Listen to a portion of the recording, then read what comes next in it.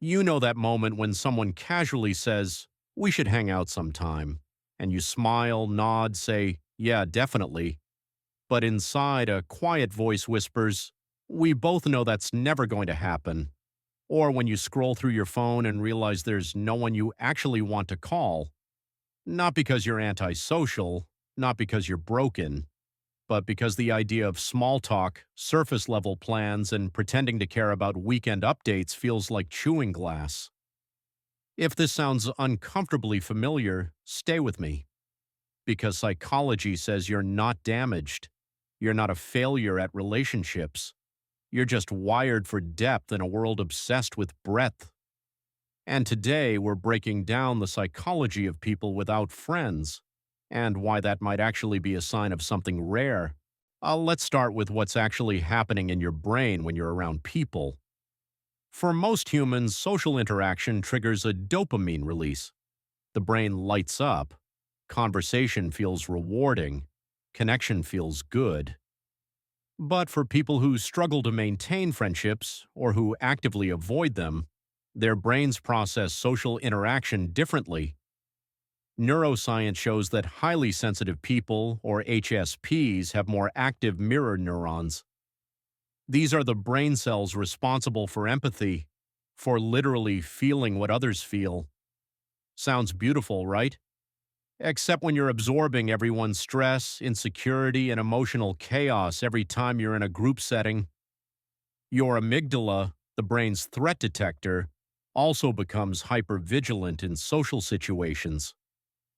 Not because you're paranoid, but because your nervous system learned early that people are unpredictable, that closeness can hurt, that vulnerability is dangerous.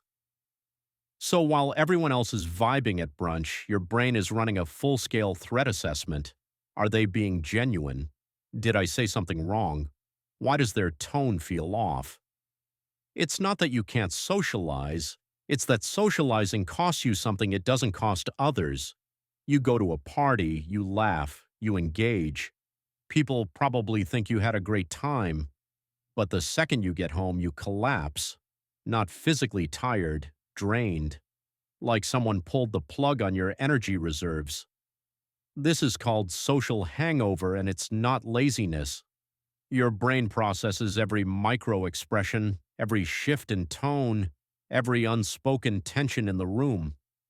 You're not just listening to words, you're translating subtext, are reading energy, and managing the emotional temperature of the entire interaction. Most people filter this out unconsciously. You don't. You absorb it all. And by the end of the night, your nervous system feels like it ran a marathon. How was your weekend? Good. Yours? Good. Congratulations. You just participated in a conversation that meant absolutely nothing to either of you. For people who value depth, small talk isn't just boring, it's painful. Your brain craves meaning, substance, real connection. When forced into surface level exchanges, it's like asking a poet to describe a sunset using only emojis. This doesn't make you rude or arrogant. It means your emotional wiring seeks authenticity. And when conversation stays shallow, your brain registers it as wasted energy. Most people collect friends like Instagram followers, quantity over quality. They'd rather have 10 casual acquaintances than one deep, meaningful connection. You're the opposite. You don't need a crowd. You need one person who gets it. One person who doesn't require you to perform, explain, or dilute yourself. Psychology calls this selective sociability. You're not antisocial, you're highly selective. And this trait is rooted in something profound: self-respect. You've realized that being surrounded by people who don't truly see you is lonelier than being alone. Here's the painful truth. People mistake your depth for detachment. You don't overshare. You don't laugh at jokes that aren't funny. You don't fake enthusiasm to make others comfortable. And because of this, people assume you're closed off. But what they don't see is this. You've learned that most people can't handle your emotional range. That when you've opened up in the past, it was met with judgment, misunderstanding, or worse, indifference.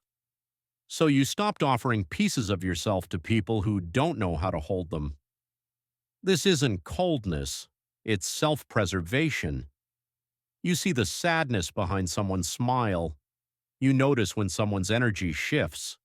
You pick up on contradictions, inconsistencies, and unspoken truths that everyone else seems to miss. And when you try to bring it up, silence, confusion, or worse, you're overthinking it.